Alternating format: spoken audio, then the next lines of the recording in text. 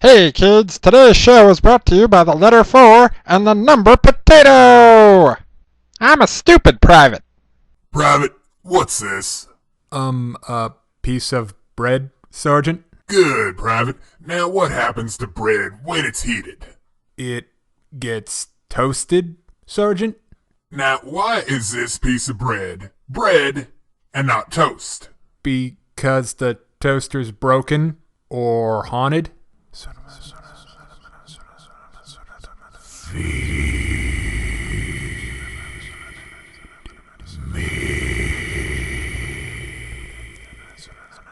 Whose job is it to fix the toaster, Private?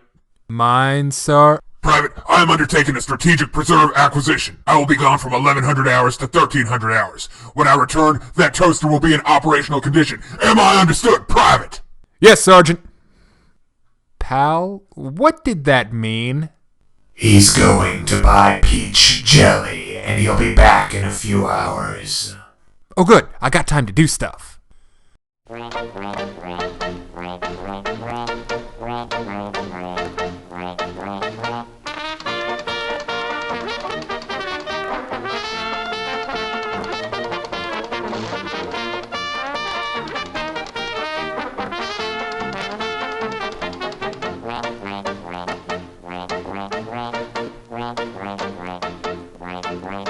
As much as I hate to interrupt your work, isn't there something more important you should be doing? You're right, my Transformers Prime retrospective. Well, let them never say I didn't at least try. Hello? How was the farmer's market? That was pretty good. They were out of peach, but I got raspberry instead. Did Dum Dum fix the toaster yet? What do you think? What's he reviewing? The Transformers Prime Retrospective. Shall I patch you through? Alright, sounds cool. I got that new hands-free thing. Want to try it out. Hiya, RoboFan. It's time for my Transformers Prime retrospective. The series proper follows the ongoing battle between the Autobots and the Decepticons, so let's start by looking at the robots in disguise. On the good side, the only place to begin is with the big guy, Optimus Prime. Like always, he's the picture of a stoic leader, a fixed point, the last bot standing. Private, are you trying to get beaten up by Guillermo del Toro? I think that's the best time to ask for an autograph. But back to the King of the Road. Optimus has stayed pretty darn consistent with his previous incarnations, which is great. In Prime, he's strong, courageous, and a true leader. And that all comes to life through the talents of the great Peter Cullen. Bulkhead. He's the muscle of the team, a very good, very, very solid guy. But he sort of needs another character to play off of, whether it's Breakdown or Wheeljack. Ratchet. I've heard him described as Dr. McCoy, but as a giant robot. Is that supposed to be like a criticism or something? Ratchet's a supporting character without a lot of time in the field, but he's still an invaluable asset to Team Prime.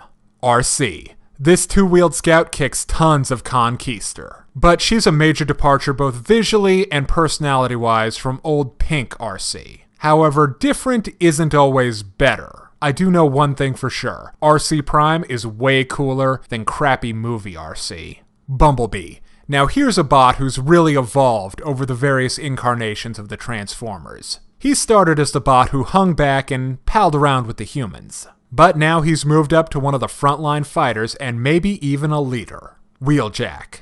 The second wrecker is one hell of a guy. He's sort of filling Jazz's role as the cool one. Those are some big shoes to fill, but Wheeljack wears them well. Ultra Magnus.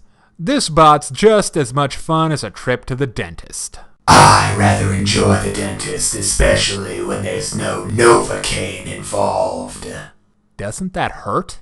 Well, I didn't say it was my appointment, now did I? Right. Ultra Magnus, personality aside, is a decent guy. He's good as the Autobots official number 2. Smokescreen.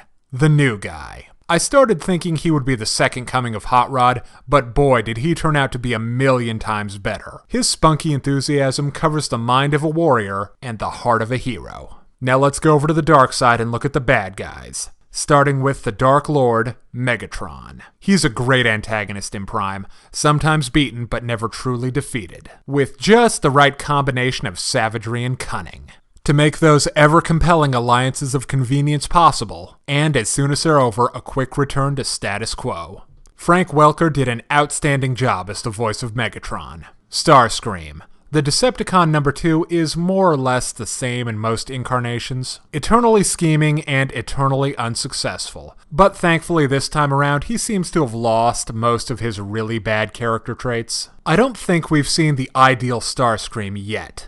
My pick for the perfect actor to play Starscream would be Michael Emerson, because nobody plays an irritatingly indispensable scheming weasel like Mike.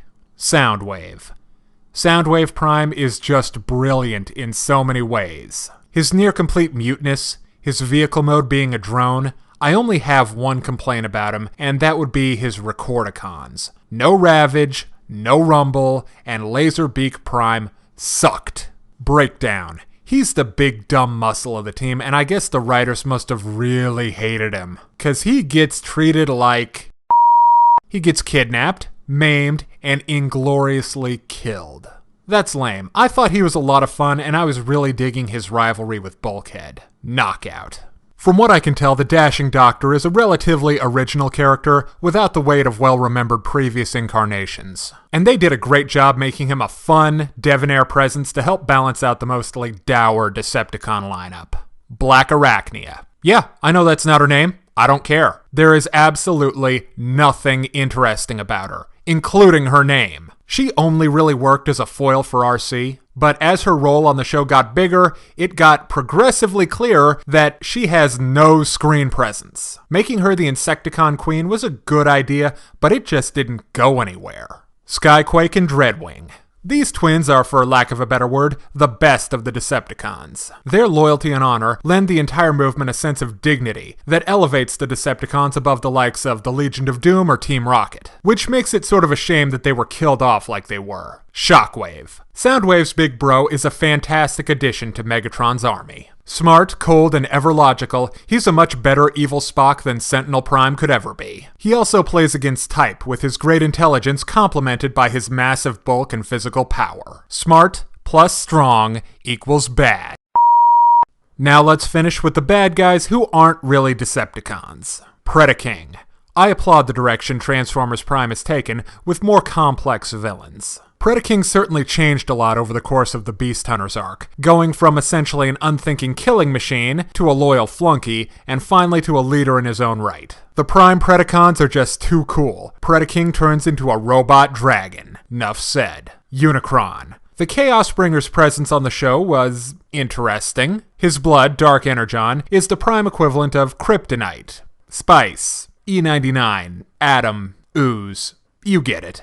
But there's not much activity from Unicron himself. But I guess that's what happens when you're the core of the Earth. You don't get out much. At the end of the day, Unicron has a strong presence, but a poor character. Lastly, Mech. The first legitimate human bad guys ever in Transformers. Mech wins my award for the best new idea that Prime had. They seem like the kind of thing that should exist. I love how clever the Mech agents are and how they study the Transformers and try to exploit their discoveries. They seem to be setting up Mech's leader Silas as a human equivalent to Megatron, but for some reason they chose to write Mech out in a pretty heavy-handed way. So... Brilliant! Brilliant! Idea, but bad execution. Now the human characters, or as I call them, boring, nerdy, zany, cantankerous, and mom. They're not a bad lot, all things considered. They never get super annoying or a hindrance to the Autobots, so I give them a thumbs up. Now let's look at the art style. Prime is sort of a combination of G1 and the Bayformers, and it gets the best of both worlds. I always liked how the movie versions of the Transformers were like big Swiss Army knives with weapons literally built into them, as well as looking more mechanical compared to G1, who kinda sorta look like guys wearing suits made out of cardboard boxes. But like G1, every bot is immediately recognizable, colorful, and visually cohesive. The one thing I don't like about the Primeformers is the size changing. RC's the best example. She's at least 18 feet tall in bot form, and she still somehow manages to fold all that mass into a pretty compact little crotch rocket. All of the human characters have kind of a stylized look similar to Hotel Transylvania, so they're not as bad as CGI humans tend to look. The environments in Prime are the weak point of the series art-wise. Everywhere the show goes, it tends to look like a barren wasteland. The interior of the Autobot base and the endless corridors of Megatron's flagship tend to look better. I think Cybertron looks the best. The cavernous monolithic openness of everything fits a machine planet whose residents are an average of 2 to 3 stories tall. The backstory of Prime, which is similar to the movies, works better than G1 in my opinion. In the first generation, the Autobots and Decepticons were built by a third group of living machines called the Quintessons. Most refer to them as spineless cowards. I like the quasi-mystical origins of the Transformers centering around the endless battle between Primus and Unicron. This is also interesting fodder for all kinds of superpowered gizmos and gadgets, like the Starsaber, Solus Prime's hammer, the Apex armor, and the Matter Freezer thing.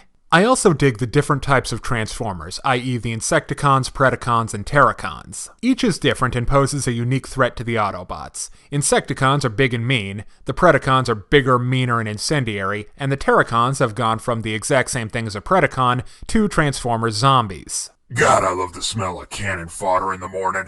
Ditto for the different types of Energon. In addition to your garden variety Energon, pretty much unchanged from G1, and Dark Energon, which I already went over, there's swanky new Artificial Energon, which is a cool idea. It's a renewable fuel source, but it comes with some pretty hefty side effects, like vampirism and heightened aggressiveness. I don't know. Energon Rage don't really have a good ring to it. And then there's Red Energon, which turns any given Transformer into the Flash for a brief period of time. That's a pretty neat idea, but I only think they used it once, maybe twice. Let's end by going over some of the story arcs in Transformers Prime. Prime is sort of odd in that it doesn't have full season-long arcs, but it does have multi-episode arcs. The first one is about the return of Megatron from a death-like state. The next big event was the return of Unicron at the end of the first season. The fallout from that is the Orion Pax mini-arc, where Optimus loses his memory and decodes the location of several valuable relic and weapon caches for Megatron. This kicks off the first big scavenger hunt in Transformers Prime with a lot of globetrotting for both the Autobots and Decepticons, culminating in a big battle for the Omega Lock at the end of Season 2. Then in Season 3, there's another scavenger hunt for Predacon bones this time, and then the final battle for the shiny new Omega Lock. This format is a little bit awkward. You can certainly enjoy the episodes as standalones, but it's easy to get lost if you're not watching consistently. Now for my final thoughts. I think Transformers Prime is an excellent addition to Transformers canon. It deserves a place among the classic G1 and the well-remembered animated. The show did a good job of bringing back classic characters, reimagining others, and inventing whole new ones. The art design is good most of the time, and the stories are fun and exciting. But if there's one thing that really bugs me about Transformers Prime, it's the shock character deaths. Starting with the untimely demise of Cliffjumper, followed by Skyquake, Dreadwing, and Breakdown. I sort of understand why they do it, it's to show that the stakes are high, but I still don't like it. I feel it prematurely closes off interesting story avenues. But when all's said and done, Transformers Prime is a cool show and one hell of a lot of fun. The action is good and the characters are interesting. If you're at all a fan of Transformers, give it a watch. Well, that was fun, but I can't help but feel like scrap. Private, drop. Thanks for watching. Down. Up. I'm the stupid private. Down. That's all, folks.